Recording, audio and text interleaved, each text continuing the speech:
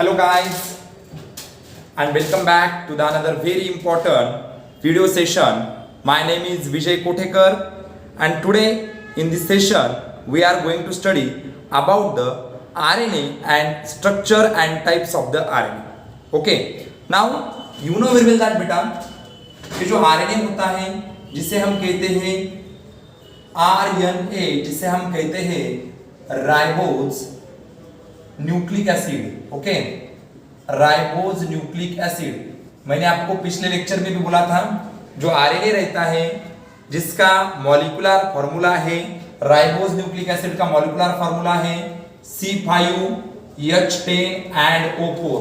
This is what was the molecular formula of the RNA, and in that lecture I also explained the two types of the RNA are there. Okay, बच्चों अगर आपसे कोई पूछता है कि RNA के types कितने हैं तो आपको बोलना चाहिए वहां पर आरएनए के दो टाइप्स है. पहला वाला है जेनेटिक आरएनए, जेनेटिक आरएनए, और दूसरा वाला है नॉन जेनेटिक आरएनए. इसके बारे में हमने डिस्कस किया था.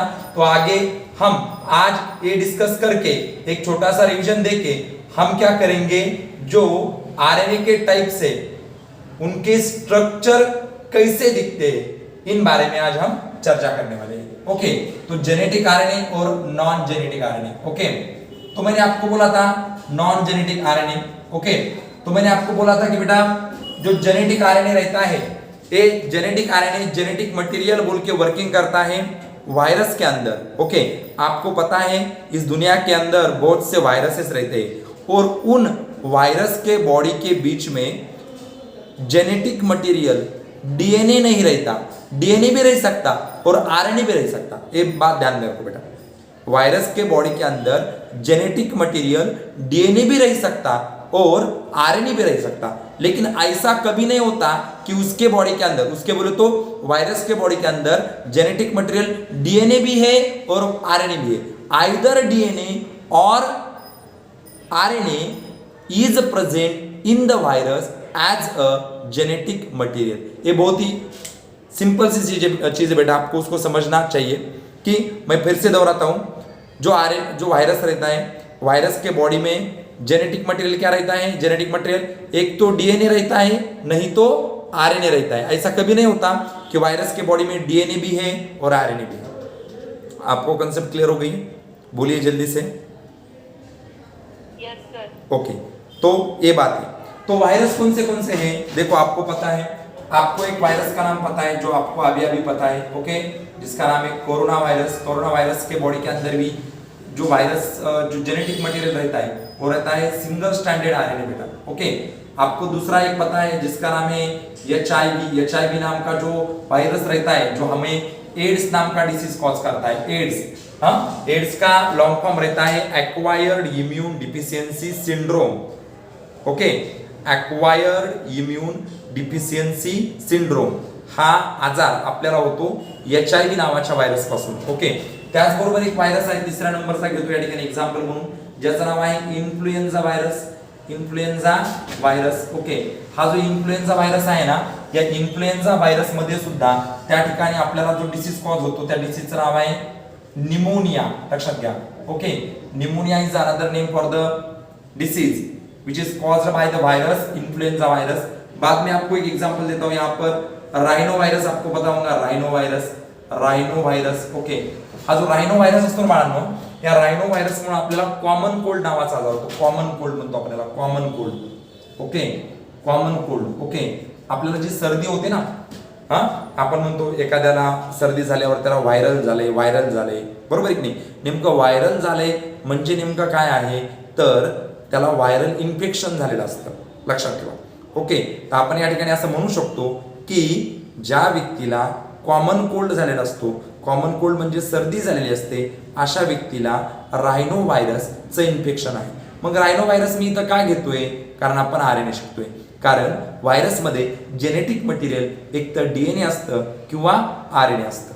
बरोबर, असं कधीच होत नाही की एखाद्या व्हायरसमध्ये डीएनए पण आहे आणि आरएनए पण आहे. पुढचं जे एक्झाम्पल आपण घेतलं तर एक सिंपलचं एक्झाम्पल आहे जे तुम्हाला तुमच्या नीट एक्झामिनेशन साठी खूप महत्त्वाचं पडणार आहे. ओके, ज्याचं नाव आहे टीएमव्ही. टीएमव्हीचा लॉंग फॉर्म होतो टोबॅको मोझाइक व्हायरस. ओके, हे व्हायरसचंच नाव आहे. याच्यामुळे काय होतं, टोबॅको मोझॅइक डिसीज होतो, टोबॅको मोझॅइक ओके, मोझॅइक डिसीज असं आपण याला म्हणू शकतो. ओके, तर हे काही एक्झाम्पल्स तुम्हाला मी व्हायरसचे दिलेले आहेत. ओके, जसं की तुम्हाला सांगितलं corona virus, HIV virus, influenza virus, rhino virus, TME virus, या सगळ्यांच्या बॉडीमध्ये जेनेटिक मटेरियल असतं, एक तर DNA अदरवाइज RNA. ऐसा कभी नहीं होता कि वायरस के बॉडी के अंदर DNA भी है और RNA भी है, ये बात आपको पता चलेगा. ओके, तो राइट डाउन प्लीज.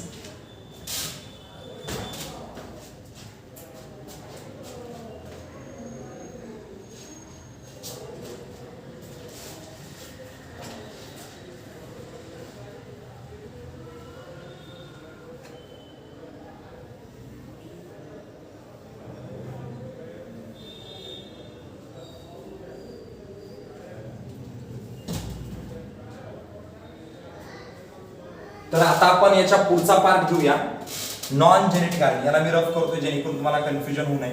ओके, तर याच्या पुढचा पार्ट आहे नॉन जेनेटिक आरएनए. तुम्हाला मी मागच्या लेक्चर मध्ये सांगितलं होतं की जेनेटिक आरएनए जो असेल तर तो जेनेटिक मटेरियल म्हणून वर्किंग करत असतो व्हायरस मध्ये, आणि नॉन जेनेटिक आरएनए जे असतात, नॉन जेनेटिक आरएनए याचे 3 प्रकार आहेत. बघा, नॉन जेनेटिक आरएनएचे 3 प्रकार आहेत. हे तीनही टाइप्स मी तुम्हाला इथं ब्रीफली एक्सप्लेन करतो. पहिला प्रकार आहे mRNA.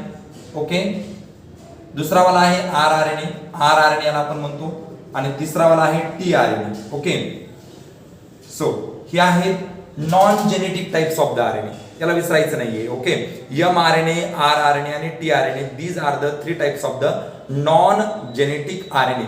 लक्षात घ्या. आता तुम्हाला एक प्रश्न पडला असेल की सर जेनेटिक आरएनए आणि नॉन जेनेटिक आरएनए यांच्यामध्ये फरक काय?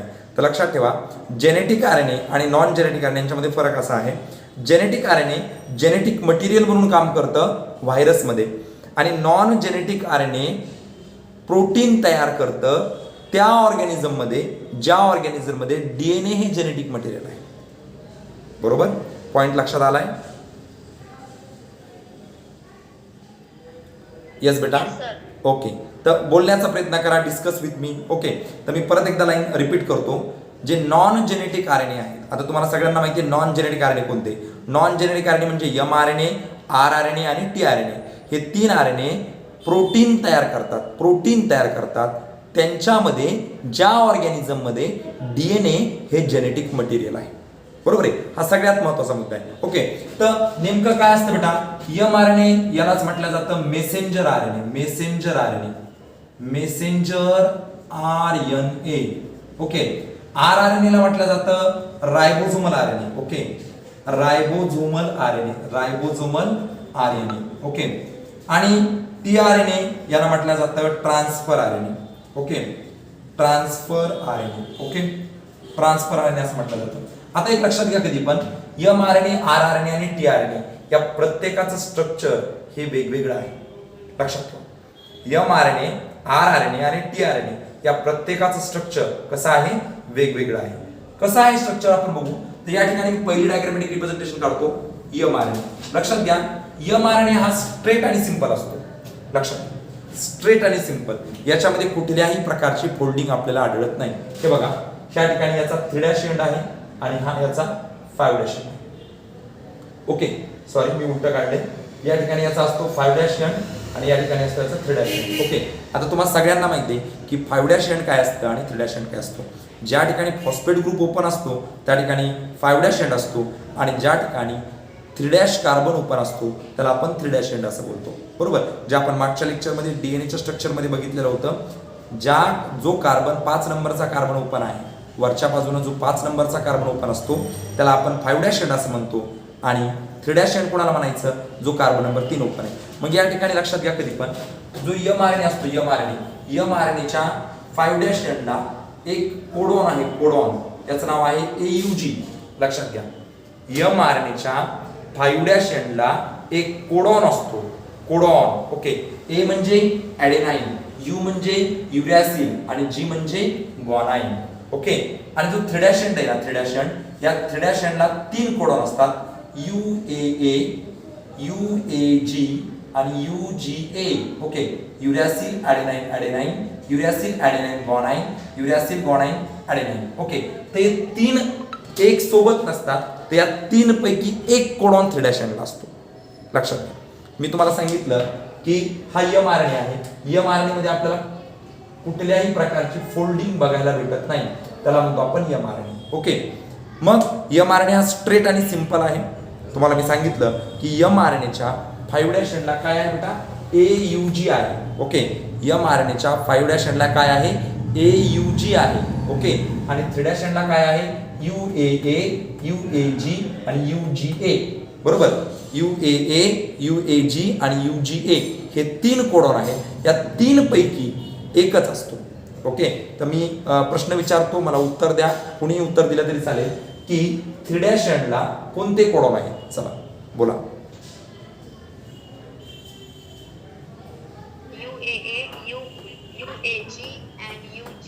हे तिन्ही पण एकत्र असतात का त्यांच्यापैकी फक्त एकच असतो? त्यांच्यापैकी फक्त एकच असतो, म्हणजे तिन्हीपैकी तुम्ही कोणताही घेऊ शकता. ओके, ह्याची डिटेल तुम्ही तुमच्या हायर क्लासेसमध्ये शिकणार आहात. हे फक्त तुम्हाला बेसिक सांगतोय की त्या ठिकाणी नॉन जेनेटिक RNA 3 आहेत, mRNA, rRNA आणि tRNA. ओके, अशा पद्धतीने.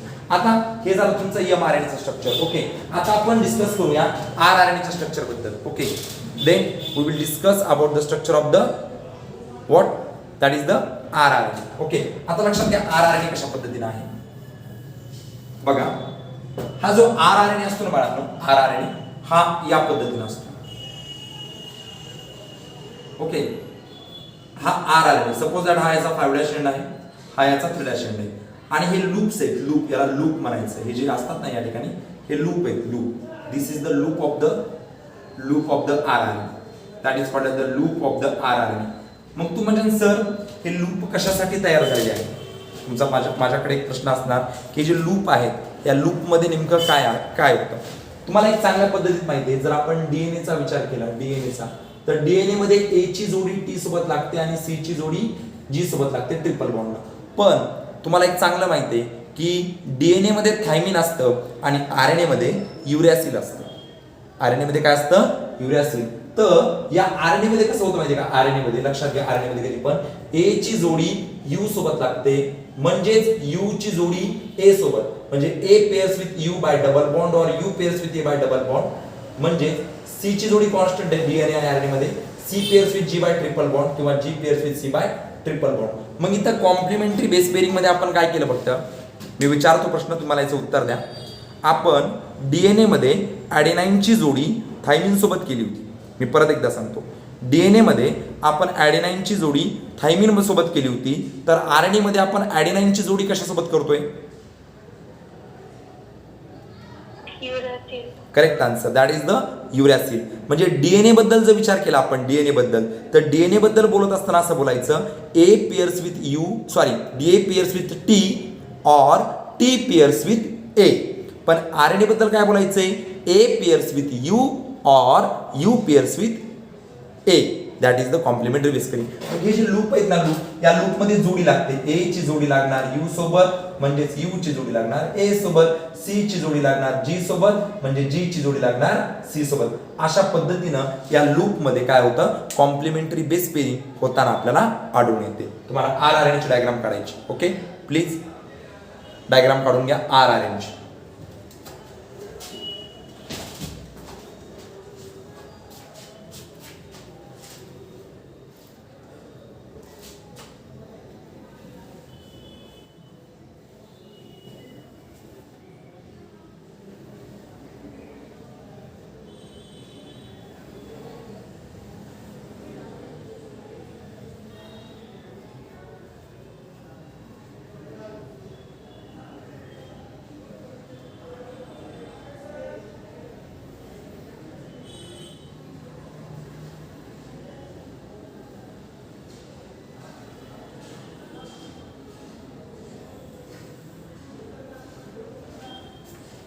ओके, तर आता आपण शेवटच्या डायग्रॅमॅटिक रिप्रेझेंटेशन कडे जाऊ, ज्याचं नाव आहे tRNA. बरोबर आहे की. तर लक्षात ठेवा बाळांनो, tRNA ला 2 मॉडेल आहेत. ओके, म्हणजे tRNA ला 2 डायग्राम्स आहेत असं आपण म्हणू शकतो. ओके, त्या दोन्ही डायग्राम मी तुम्हाला या ठिकाणी काढून देतो. ओके, एक असते हेअरपिन मॉडेल. बघा, मी काढतोय tRNA च्या डायग्राम्स. ओके, मी या ठिकाणी काय काढतोय, tRNA च्या डायग्राम. tRNA ला किती डायग्राम आहेत रे, 2. नंबर 1 आहे हेअरपिन मॉडेल. हेअरपिन मॉडेल ही केसाला लावण्याच्या पिनासारखी असते या पद्धतीनं। ओके, तर ही जी आहे ना हेअरपिन मॉडेल आहे, या हेअरपिन मॉडेलला या ठिकाणी असतो हा 3' एंड आणि हा 5' एंड। ओके, हे लूप आहेत, हे लूप तर तुम्हाला चांगल्या पद्धतीत कळले असतील। ओके, आता कधी पण लक्षात घ्या tRNAच्या काय लक्षात ठेवायचंय, tRNAच्या बघा या ठिकाणी हा tRNA काढलेला आहे मी। tRNAच्या 5' एंडला G न्यूक्लियोटाइड असतो आणि 3' एंडला CCA नावाचा न्यूक्लियोटाइड असतो। ओके, हे लक्षात घ्या। कधी पण लक्षात ठेवायचं की जो आपला tRNA आहे, या tRNAच्या 5' एंडला कोणता न्यूक्लियोटाइड आहे, G नाव त्याचं। G म्हणजे काय, ग्वानाइन। आणि 3' एंडला काय असतं, CCA। काय असतं, CCA। हे फिक्स आहे, हे कधी बदलत नाही, त्यामुळे हे कायमस्वरूपी लक्षात ठेवायचे, बरोबर। तर मी विचारतो प्रश्न, मला उत्तर द्या। मला एक सांगा, tRNAच्या मॉडेलला 5' एंडला काय आहे, A आहे, T आहे, C आहे का G आहे? G आहे, बरोबर। आणि 3' एंडला काय बाळा, 3' एंडला बघून सुद्धा सांगू शकते तू। CCA। Correct answer, that is the CCA। लक्षात ठेवायचं, कोचिंग क्लासेस असोसिएशन। आलं लक्षात तुमच्या, CCA। बघा 3' एंडला काय आहे, CCA। हिंदी कशी लक्षात ठेवायची, कोचिंग क्लासेस असोसिएशन। बर, मी तुम्हाला सांगितलं हे झालं तुमचं हेअरपिन मॉडेल। हे जे पहिलं मॉडेल तुम्हाला tRNAचे मी काढून दाखवलेलं आहे बोर्डवर, हे झालं तुमचं हेअरपिन मॉडेल। आणि दुसरं मॉडेल आहे बेटा क्लव्हर लिप मॉडेल। क्लव्हर लिप मॉडेल थोडंसं डेंजर आहे, बघा या क्लव्हर लिप मॉडेलकडे, हे बघा अशा पद्धतीने काढावं लागतं। ओके, बघा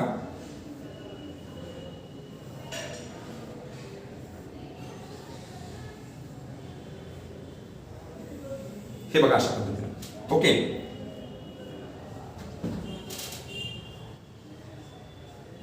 तर या ठिकाणी परत बघा, मी तुम्हाला सांगतो हा 3' एंड आहे, 3' एंड आणि हा 5' एंड आहे। आता आपल्या गोष्टी तर कन्फर्म आहे की 5' एंडला काय असतं, बोला बरं 5' एंडला काय असतं, बरोबर आहे तुमचं, बोला 5' एंडला G न्यूक्लियोटाइड, इथे मी 5' एंडला G लिहिलं। ओके, आणि 3' एंडला काय लिहू बाळांनो,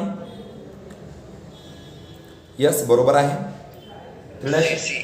CCA, बरोबर, अगदी बरोबर, अशा पद्धतीने असतं।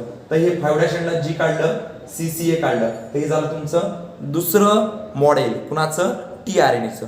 तर लक्षात घ्या, मग मला एक सांगा, आपल्याला जे सगळ्यात जास्त लूप आढळले, लूप म्हणजे असे जे वेटोळे आढळले, हे कशामध्ये आढळले सगळ्यात जास्त, mRNA मध्ये आढळले, rRNA मध्ये आढळले का tRNA मध्ये आढळले? करेक्ट आन्सर, बरोबर की नाही। आपल्याला जे सगळ्यात जास्त वेटोळे आढळले, हे सगळ्यात जास्त आढळले rRNA मध्ये, बरोबर की नाही। rRNA म्हणजे कोणता RNA असतो, आपला रायबोसोमल RNA असतो। हे अगदी तुम्हाला व्यवस्थित समजलेलं असणार आहे। ओके, काही याच्यामध्ये अडचण आहे का बाळांनो? ओके, मी याला रफ करू का, डायग्राम काढून घेता का नंतर काढता?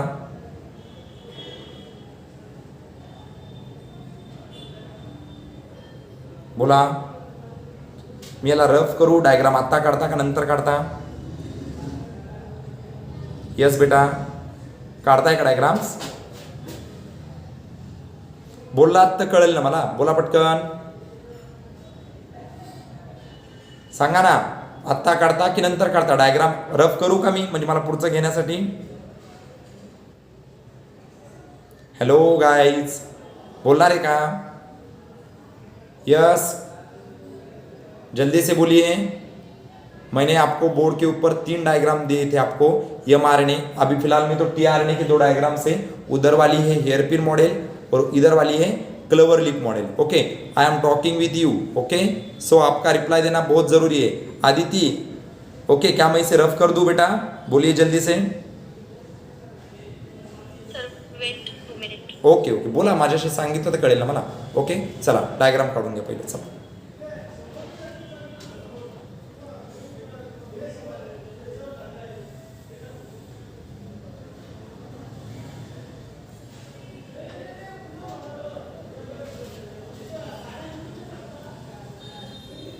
फक्त इथे विसरायचं नाहीये की ए ची आरएनए जर असेल ना, तर आरएनए मध्ये कधी पण ए ची जोडी यू सोबत लागते आणि जी ची जोडी सी सोबत। आता ऍक्च्युली जी आणि सी पेअरिंग किंवा सी आणि जी पेअरिंग ही डीएनए मध्ये सेम आहे, फक्त आरएनए मध्ये बदल कोणता आहे आपल्याकडं, ए आणि यू हा फरक आहे। म्हणजे डीएनए मध्ये थायमिन असतो आणि आरएनए मध्ये युरॅसिल असतं.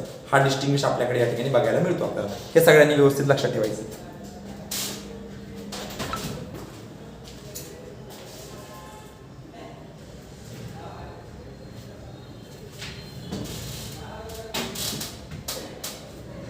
झाल्यावर सांगा मला कॉल द्या. ओके.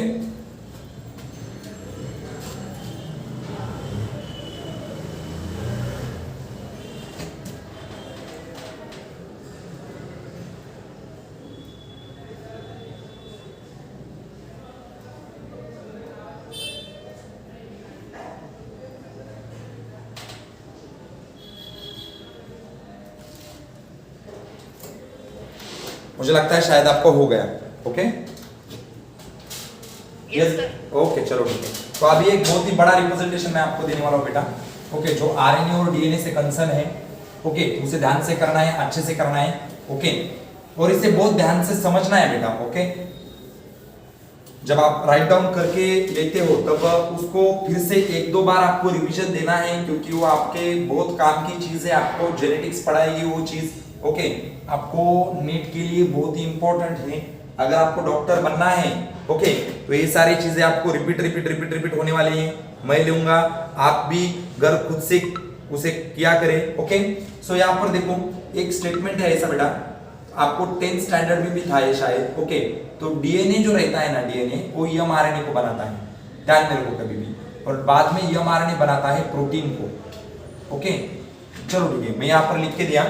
डीएनए बनाता है एमआरएनए को और बाद में एमआरएनए बनाता है प्रोटीन को. ओके. सो डीएनए बनाता है एमआरएनए को और एमआरएनए बनाता है प्रोटीन को. ओके. तो डीएनए ने एमआरएनए बनाना, इसे कहने का ट्रांसक्रिप्शन बेटा. क्या कहने का? ट्रांसक्रिप्शन. ओके. और बाद में एमआरएनए प्रोटीन को बनाता है, इसे कहने का ट्रांसलेशन. ओके. चलो ठीक है, आपको ये समझ में आया होगा. ओके. तो डीएनए एमआरएनए को बनाता है, इसे कहने का ट्रांसक्रिप्शन. और एमआरएनए प्रोटीन को बनाता है, इसे कहने का translation. Okay. Are you getting my point? बोलिए जल्दी से. Yes sir. ओके. चलो बोलिए मुझे, आपको 10th में था ये? Yes sir. First lesson. Okay, first lesson में था. तो मैंने आपको अभी भी बोला फिर से एक बात, ये बेसिक चीजें हैं जो 10th में आपको थी और उसी पॉइंट को लेकर आपका 11th और 12th का पूरा सिलेबस है. ओके. अगर आपको कोई 10th की कंसेप्ट भी बाकी है तो टेंशन मत लो, मैं यहाँ पर हूँ. आपके जो भी कंसेप्ट होंगे वो पूरे कंसेप्ट मैं आपके क्लियर कर दूंगा. ओके. तो क्या बोला मैंने आपको? डीएनए बनाता है एमआरएनए को, डीएनए बनाता है एमआरएनए को और बाद में एमआरएनए बनाता है प्रोटीन को. Okay. So DNA to mRNA transcription और बाद में एमआरएनए टू प्रोटीन ट्रांसलेशन. ये कंसेप्ट्स मैंने आपको बोली है. तो ये जो होल डायग्रामेटिक रिप्रेजेंटेशन है ना बच्चों, इसे कहने का central dogma of protein synthesis. Central dogma of protein synthesis. देखो, प्रोटीन सिंथेसिस. ओके. तो यहां पर मैं एक पहला स्टेटमेंट लिख के देता हूं आपको. देखो, transcription is the process in which DNA produces mRNA. DNA produces mRNA. बघा, ट्रान्सक्रिप्शन ही अशी प्रोसेस आहे ज्या प्रोसेस मध्ये डीएनए कुणाला बनवतो? mRNA ला बनवतो. आणि दुसरं स्टेटमेंट असं देतो या ठिकाणी, translation is the process in which mRNA जो रहता है mRNA produces प्रोटीन. mRNA किसे बनाता है?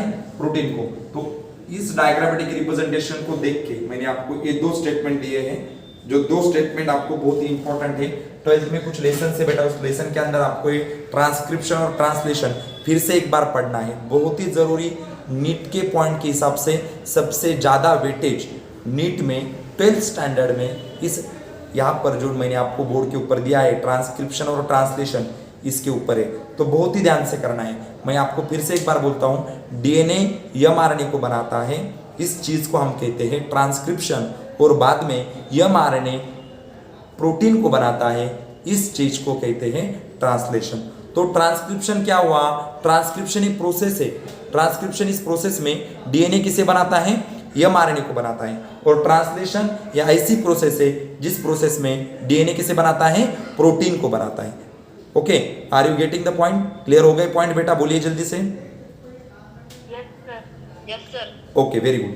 ओके, लिख के लिया बेटा? क्या रफ कर दूं क्या? तो फिर लिख लो जल्दी से।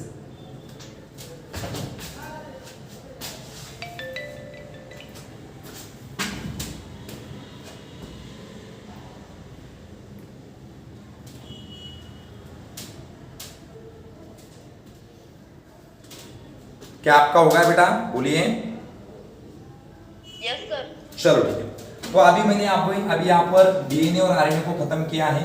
ओके, तो अभी हम जानेंगे प्रोटीन के बारे में। ओके, आप सभी को पता है प्रोटीन क्या होता है। प्रोटीन खाने से हमारी बॉडी बिल्ड होती है। ओके, हमारा जो न्यूट्रिशन रहता है उस न्यूट्रिशन के अंदर कार्बोहाइड्रेट हो या प्रोटीन हो, ये होना बहुत ही जरूरी है। क्यों जरूरी है? क्योंकि ये प्रोटीन रहे या तो फिर ये जो कार्बोहाइड्रेट है उनसे हमें एनर्जी मिलती है। ओके, जो एनर्जी लेकर हम डेली एक्टिविटीज कर पाते हैं। ओके, तो ध्यान से सुनो बेटा, हम बोलते हैं कि प्रोटीन जो रहता है बेटा, ये प्रोटीन बनता है। प्रोटीन किससे बनता है? प्रोटीन बनता है अमाइनो एसिड से। जैसे मैंने आपको पहले लेक्चर में बोला था, जो हमारी किडनी है, ये किडनी नेफ्रॉन से बनी है। जो हमारा हार्ट है, कार्डियक मसल से बना है। अपना जो ब्रेन है, न्यूरॉन से बना है। या तो फिर हमारी जो बॉडी है, ये बॉडी हमारी सेल से बनी है। उसी तरह से प्रोटीन किससे बना है? प्रोटीन बना है अमाइनो एसिड से। प्रोटीन किससे बना है बेटा? अमाइनो एसिड से। अमाइनो एसिड से क्या बना बेटा? प्रोटीन बना है। तो यहां पर मैं स्टेटमेंट लिख के देता हूं, 20 essential amino acid come together formation of one protein molecule. Okay, one protein molecule. Okay, तो ये भूलना ही नहीं है। अगर आपसे किसी ने पूछा कि प्रोटीन किससे बना है, तो आप बेझिझक उसे बोल सकते हो जो प्रोटीन रहता है ये प्रोटीन बना है अमाइनो एसिड से। बराबर, प्रोटीन किससे बना है? अमाइनो एसिड से। लेकिन अमाइनो एसिड कितने अमाइनो एसिड मिलके? तो ध्यान में रखो बेटा, 20 amino acid. Okay, very good. 20 amino acid एकत्र आले की त्या ठिकाणी काय बनतं? प्रोटीन बनतं। किती अमाइनो ऍसिड एकत्र आल्यावर? 20 अमाइनो ऍसिड एकत्र आल्यावर प्रोटीन बनतं। बरं, मग आता हे 20 अमाइनो ऍसिड एकमेकांना जोडले गेलेले असतील, बरोबर आहे? ते कशाने गेलेले असतील? बघा, या ठिकाणी एक लाईन देतो, पेप्टाइड बॉन्ड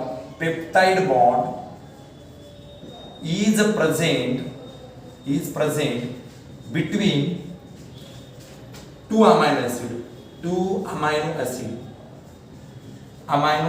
देखो, इसे भूलना नहीं, पेप्टाइड बॉन्ड को भूलना नहीं बेटा। ओके, तर 2 अमाइनो एसिडच्या मध्ये कोणता बॉन्ड असतो? म्हणजे तुम्ही म्हणताय ना की 20 अमाइनो एसिड एकत्र आल्यावर एक प्रोटीन मॉलिक्यूल बनतोय, तर या ठिकाणी हे विसरायचं नाहीये की 2 अमाइनो एसिड मध्ये कोणता बॉन्ड आहे? तर 2 अमाइनो एसिड मध्ये बॉन्ड असतो पेप्टाइड बॉन्ड। ओके, लक्षात घ्या, पेप्टाइड बॉन्ड 2 अमाइनो एसिडच्या मध्ये असतो। मग हा पेप्टाइड बॉन्ड काय करतो? तर अमाइनो ऍसिडला एकत्र ठेवण्याचं काम जर कोण करत असेल तर तो पेप्टाइड बॉन्ड करतो। म्हणून प्रोटीन मध्ये अनेक अमाइनो ऍसिड येतं।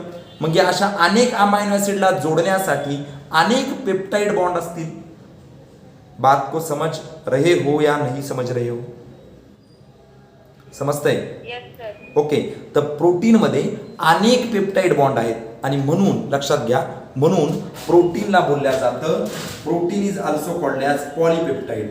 बघा, protein is also called as polypeptide bond. Okay, polypeptide. बघा, प्रोटीनला पॉलीपेप्टाइड सुद्धा बोलल्या जातं। तर ही काही बेसिक इन्फॉर्मेशन आहे प्रोटीन बद्दल। ओके, जी तुम्हाला व्यवस्थित पद्धतीनं याचा स्क्रीनशॉट काढून घ्यायचा आहे। ओके, आणि त्याच्यानंतर तुम्हाला तुमच्या नोटबुकमध्ये राईट करायची। ओके, तर आता आपण एक काम करू, उद्याच्या लेक्चरमध्ये अतिशय महत्त्वाची इन्फॉर्मेशन आपल्याकडे असणार आहे। त्या महत्त्वाच्या इन्फॉर्मेशनमध्ये आपण लिव्हिंग कॅरेक्टर्स काय आहेत, नेमकं आपल्या बायोलॉजीचा अर्थ उद्या आपण बघणार आहोत. ओके, आतापर्यंत काही बेसिक इन्फॉर्मेशन बघितल्या. आता आपण सब्जेक्टकडे थोडं सब्जेक्टकडे म्हणजे सिलेबसकडे नाही जात आहोत, फक्त जे बेसिक इन्फॉर्मेशन बायो म्हणजे काय आहे किंवा बायोलॉजी म्हणजे नेमकं काय आहे याबद्दल आपण नेक्स्ट लेक्चरमध्ये शिकणार आहोत. ओके, आजचं लेक्चर सगळ्यांना व्यवस्थित समजलं? सगळ्यांनी रिप्लाय द्यायचा आहे. बेटा सगळ्यांना समजलं? Yes sir. Very good, very good. सगळ्यांना DNA RNAचे स्ट्रक्चर या ठिकाणी पूर्ण झालेले आहे. त्याचबरोबर प्रोटीन सुद्धा कशापासून बनलेलं आहे हे सगळ्यांना झालेलं आहे. ओके, व्यवस्थित पद्धतीने सगळ्यांनी याला राईट डाऊन करायचं आहे, याचा सराव करायचा आहे. ओके, आणि आपलं बेसिक पक्क ठेवून आपण नीटच्या दिशेनं हळूहळू पाऊल टाकतोय हे सगळ्यांनी स्वतःला सांगून तयारी लागायचे. नीट एक्झामिनेशनच्या आत्तापासून निश्चितपणे आपल्याला यश मिळणारच. Okay, thank you so much.